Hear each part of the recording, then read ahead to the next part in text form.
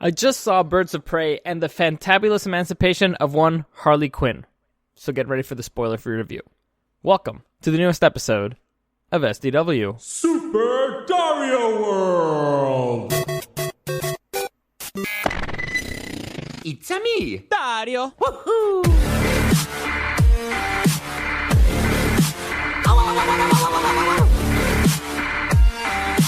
Let's go!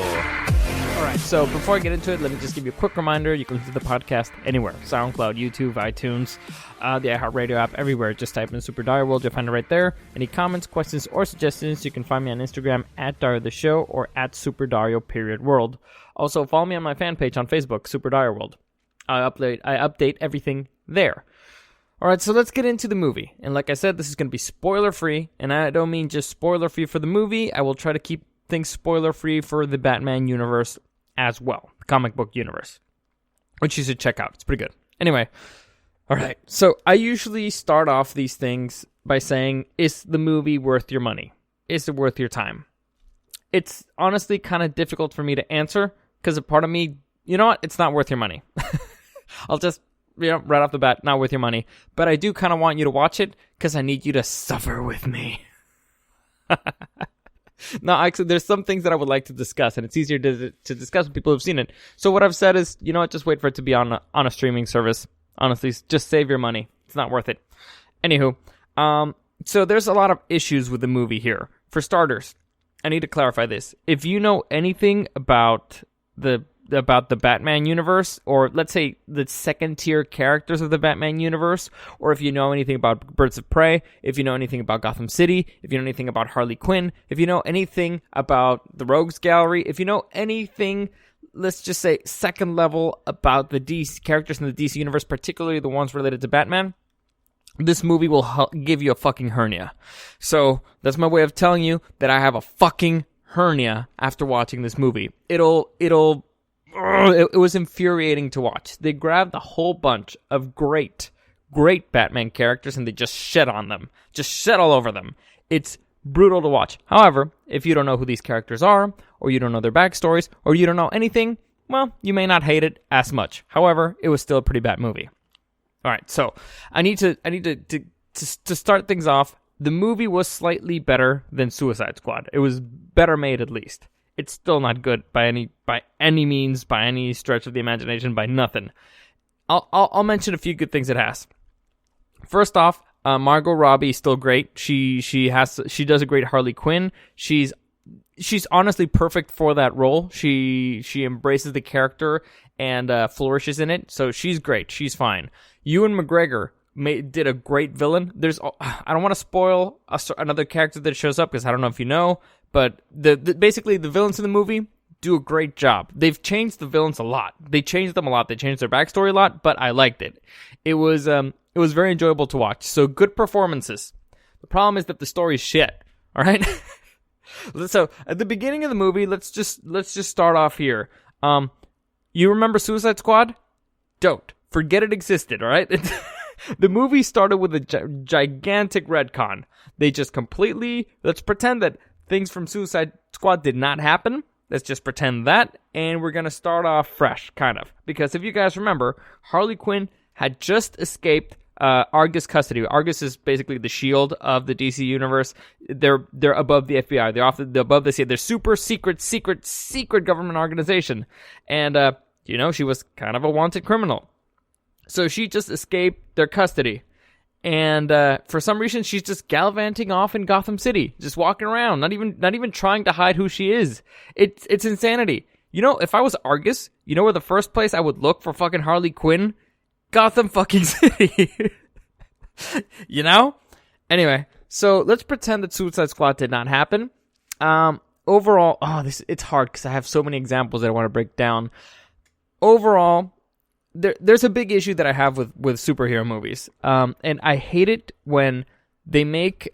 To me, a villain always makes a movie, right? And when we're talking about superhero stuff, the villain makes the movie because the better the villain is, that means that the higher the superhero has to go to beat them, right? Unless you give them some Deus Ex Machina bullshit and whatever, which I hate. So you had a great villain here, but the story was shit. and they kind of, at a certain point, just watered down the villain. So the issue here, and throughout the movie, it's a big issue, is that, and basically the film director, the writer said, you know what? How about if we just lower the standards for the ladies? Huh?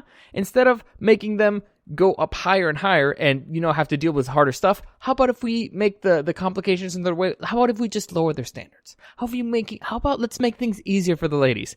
Which is fucking infuriating. It's infuriating. Harley Quinn is a great character, all right? She is, first off, she is such a fucking psychopath that, again, I don't want to do spoilers. I almost lost my cool there. But Harley Quinn is a badass character by herself, right? Batman himself has issues with Harley Quinn. He has to work hard, and sometimes she even outsmarts him. She's a badass in her own right, okay? So if she can take on the Batman from time to time, you would think that they would not lower the standards when she's dealing with other people's goons. And they just keep doing this over and over. And a lot of it, I mentioned this before, my big concerns with this movie is that, first off, the director, this was her first time doing anything superhero related, and it was her first major motion picture, her first feature film. I went through her IMDb. She'd done a 4 or 5 short films, one regular film, which was a drama, and this is her first stepping into a $100 million project. She did not do a terrible job, all right? I can't say that she did do a terrible job. Visually, the movie looked really good. It was mostly well acted. I'll get to that in a minute, because there was one particular performance that really upset me. But overall, you could tell, first off, she did not do her research, or she just trusted the writer way too much, which is insane. But, all right, so you could tell that she did not know how to deal with such a grand scale thing. In fact, she tries to keep certain situations small, certain events in a certain room. She tries to keep things small, and keeping the interactions one-on-one were not terrible. It's just when you get into the nitty-gritty, into the big stuff, it just completely falls apart. Also, the action is reasonably good. Half of it is crap. Half of it is okay. I remember at the beginning of the movie, most of it is terrible. And I'll just tell you this. The first scene that I actually think, okay, the choreography here is pretty good. The stunt people here are actually pretty good. It's the first scene that involves a bat. That's the only thing I'm going to tell you. Anyway, so yeah, you could tell that she was definitely swimming outside of her depth. Not a terrible job. I need to say that. Not a terrible job, but overall, it was bad. Because, how can I say this without giving too much away? Because I don't want to give too much away. And but I do want to make it clear so that way you don't have to go and pay money to see the movie. What's a good example? All right, let's just say there's a scene that we know how things work in the real world, right? We know how things work logically. And we also know how things work, for example, for Batman. And if Batman busts into a room filled with supervillains or filled with villains, or goons, what's probably going to happen? They're going to shoot at him, right? Here we have multiple occasions where the villains, where the goons, will go up to Harley one-on-one, or it's like she goes into another room that was right next to the room that she was already in, and it's like they had no idea she was there, even though they're making a huge ruckus. It's really, really annoying for me. It really upsets me, because it tells you that the director really just does not understand how things work in the real world, and that you're not just locked into this small scene. It's a whole part of a big, you're not just in that room, in that building, you're in the whole building, and you need to take, the other characters in the other room actually are a part of whatever's happening, even though they're not in the scene. Anyway, it kind of, again, you're lowering the standards for the ladies. Right? Again, Batman would just bust into the room and fight all the guys, or find a way cleverly to avoid fighting with all of them, right? He would turn off the lights so they can't see, try to take them out one by one, sneaky, ninja style. Here, it's like, all right, well, now I take you one, and now one, and now one. It's really annoying, and it should be insulting for all the ladies out there. It's like, what, you think Harley Quinn's not badass enough to do things by herself? Anywho, so that really upset me. Like I said, half the fights are okay. They just don't make any fucking sense. Like, again, it's rated R stunt. It's stunt work. Most of it is okay, but no, not most of it. Half of it is okay. Most of it sucks. It's stupid. Makes no sense. And again, they're just lowering the standards for the ladies, which should be very insulting for the ladies. Anywho, story-wise, the whole movie's a fucking mess. They kind of go through a little bit of... Or here's the problem. The movie, you're setting up a whole bunch of characters, right? Except you don't really go deep into who these characters are. You have a whole bunch of great characters there. One of my favorite characters... Well, in fact, probably my favorite female DC character is in that movie. They don't go... They barely touch the surface on her. They kind of give you a quick explanation of, oh, who she is. This is why that happened. And that's it. Like, for example, imagine... Or let's stick with Batman. Batman, really quickly. Oh, yeah. Billionaire playboy. Criminals killed his family when he was little. And then he decided to become the Batman. Like, okay. I guess it's enough. But is it enough for me to care? Like, what are these motivations? What are his trauma? How did he train? How did he become? Imagine Batman Begins, right? Batman Begins, you see Bruce Wayne, he's getting in trouble in school. Then he goes off and kind of becomes a criminal throughout the world. Then he goes off and learns to become a ninja. So you kind of need to follow the story a little bit. That way you care about the character, you care about his story. Here it's just like, you know what? That's her. That's kind of whatever. Care. It's stupid. It really, really upsets me. Also, they jump gigantically important pieces of story with the characters. Or they just, like, the villain, the big issue that I had with the villain is they kind of just threw him in there. And again, they just, oh yeah, this is him because of that. But there's so much there. There was so much there. The backstory it upsets me because I know the story.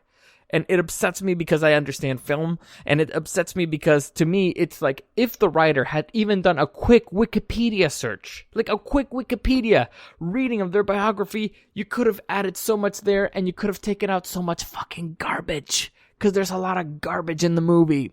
And the story might have actually made some sense. And instead of...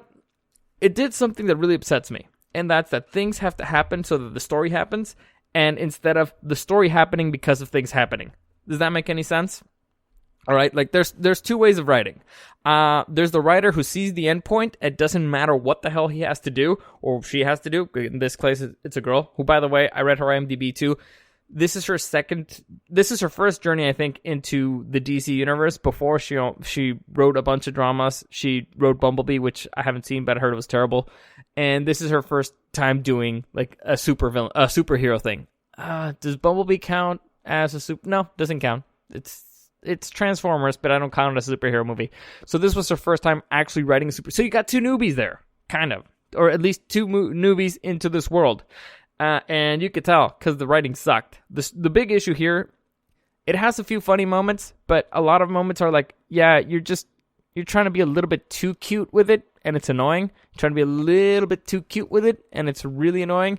And again, so there's two types of writers.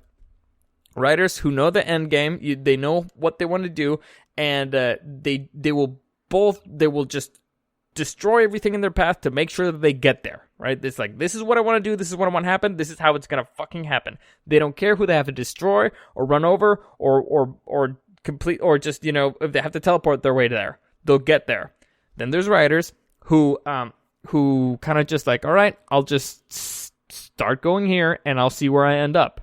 No way is the ideal way is you kind of, all right, or the way that I think you should write a movie. It's like, okay, you kind of know how you want to end, but you are not sure how you're going to get there yet. All right. If something happens along the way and you, let's say, divert from that path, explore it. It might actually be better. Don't just try to force your way like, no, I got to keep in that direction. Dude, go the other direction. Something better might be over there, especially if it involves exploring the backstory of your characters, making you care a little bit more, making them more interesting, making them more terrifying. It was just a complete butchering, and I mean a total butchering of Batman lore, of Batman characters. It was disgusting to watch as a Batman fan. If you don't know anything beyond the first tier Batman characters, you're probably fine in that sense. By the way, but I mean by first tier, let's say, Batman, Robin, Catwoman, the Penguin, the Joker, Two-Face. That's like first tier Batman characters. Second tier, it's like, all right, okay, the second, third, fourth Robin, Huntress, Batgirl, the multiple other Batgirls, Oracle, the actual Birds of Prey. Is Poison Ivy first tier or second tier? I don't know. I won't get into that. But yeah, when you go in a little bit deeper, if you know anything, even a little bit, it'll really upset you because they just butchered them horribly. It's disgusting to watch. And again, the movie tries to be very, woke. And I don't think that they realize that by they actually end up being, in my opinion, it actually ends up making the movie worse because what you're trying to show, again, by lowering the standards for the ladies, you're actually, it's insulting, right? So instead of being like a pro-chick movie, it's like, all right, we're just, making things easier for the ladies because they can't handle it. All right, that's what you're saying. I don't think a chick could handle it by themselves, and so we need to lower their standards, which is very insulting. You had the villain there. You should have actually made him go all the way to his extreme, because that's what a villain does, and you should have made the heroes, or in this case, the anti-heroes, reach their limit in order to beat him. That's what makes things interesting. You go up, all right? You can't just pretend like the person that you've been building up all of a sudden is an idiot. Or you can't just be like, all right, well, we're just going to lower the standards here because we don't think they can do it. Or we can't. You're the fucking writer, all right? Here, lady, right, the chick, Christina Hodson, you're the fucking writer. It's up to you to create a situation where it's believable, all right? It's believable. It's logical. It's not just like, all right, okay, well, this will look cool and people are stupid and they won't really overthink this. No. Or it's like, you know what? Why should I actually go deeper into this character story? People won't care. You're supposed to make them care, right? You're supposed to show it in a way that's so interesting that people will care, and people will be like, oh my god, like that was actually pretty interesting. Oh, like I want to know more. Oh, this is what? That's crazy. How did that happen? You're supposed to make them care. It was really upsetting. So again, to reiterate, and I have so many examples that I want to get into. So I will probably do a review of this movie maybe in a month. So if you see it, you know what? I'll wait for it to be out on streaming. That way you don't have to pay to see it. So and then you might be able to I don't know. It's bad. It's bad. And a part of me kind of wants you guys to see it so that I can talk about this and go deep. And really vent, because I have so many examples and they're just burning apart in my brain right now. It's really, really bad. But don't waste your money. Honestly, don't waste your money. It wasn't worth it. Margot Robbie's performance is great. It's fantastic. Ewan McGregor's performance is great. It's fantastic. There's also other characters there that I will not spoil, in case you know anything about the Batman universe, that their performances were really good. But it's not good enough. The action is not good enough. The story is garbage, and the performances are not good enough for me to be like, you know what, go spend $10, $15 to watch the movie. It's just not. It's just not. And there was, okay, I already mentioned her. There's a character, and you should know this from the trailer, whatever, one of the birds of prey here in the movie, Huntress. Now, Huntress is probably my favorite DC female superhero. Yeah, my female character. Yeah, she's superhero. Anyway, I like Huntress, all right? I think she's pretty cool. Her backstory is awesome. I'm not going to do any spoilers. I'm not going to do any spoilers about the character or the movie. Let's just say I like her. And as I was reading up on the movie, I read an article of why Margot Robbie decided to do Birds of Prey instead of doing Gotham City Sirens. And the reason why she decided to do Birds of Prey is because she started going through the comic books and she thought, you know what? There's some really badass characters in Birds of Prey that a lot of people don't know. So I think they deserve their own movie. So, and by the way, for those of you who don't know, Gotham City Sirens is Catwoman, Poison Ivy, and Harley Quinn. Those three. So Margot Robbie was like, well, everybody already knows those three. Everybody knows Catwoman, Poison Ivy, and Harley Quinn. So let's do a movie with the other girls instead, with the other characters. And one of the reasons why she really liked those characters was because of Huntress. Because Huntress is a fucking badass. I have no idea why she's not more popular. Honestly, I have no idea. She's one of the best and hottest characters in the DC universe. Mary Elizabeth Winstead is a legit actress. She's actually really good. I'm a fan. That for those of you who don't know who she is, she's Ramona Flowers from Scott Pilgrim vs. the World. Okay? That's who she is. That's who she'll forever be. She's okay. She's a good actress, but she is a legit badass. Like, I actually think that she knows how to fight, because I've seen her in a few films, and she's gone through the training, or at least she knows how to fight in film. I didn't have an issue with her as the badass. I had an issue with her because they tried to make her funny. And now, again, she was Ramona Flowers. She has a very good dry sense of humor. But here, they kind of try to make her cartoony. It's really, really weird, and it makes her terrible. Honestly, I have no idea what they were trying to go for, but you got this character who's a badass, but you know what? Let's make her cartoony and kind of like goofy in a way, or silly instead of dry. Instead of using her dry sense of humor, the dry sense of humor that the actress already has, and she's already a badass. Let's make her a badass, but also kind of silly and goofy, or ridiculous, or cartoony. And to me, it's like, that's Harley Quinn, all right? You're trying to take Huntress and kind of make her Harley Quinn-y, except not crazy. What the fuck are you doing? It was a horrible decision by the director. To me, it was probably the worst decision she made, because she made... let's just say, I was not a fan of that performance when it involved her actually trying to be funny. When she was trying to just be Huntress, it was okay. When she was trying to be funny, it was just sad. Some people don't have that. Let's just say she was it was not her strength. It was not her strength. It was really bad. Besides her, the other performances were okay, acceptable, tolerable, whatever. But they are overshadowed by Ewan McGregor, another character that I won't mention, and Harley Quinn. Right? Those are the heavy hitters there. And honestly, they should have just done more. If they would have just done, if the movie would have been just Harley Quinn versus Black Mask, it actually could have been a legit film. It actually could have been a pretty great legit film, especially told from the perspective of Harley Quinn, who's kind of kooky. So if they would have made everything a little bit kookier and trying to deal with Black Mask, who I won't get into again because I don't want to do any spoilers for anybody for any reason. If you don't know the character, I won't try to influence you in any way.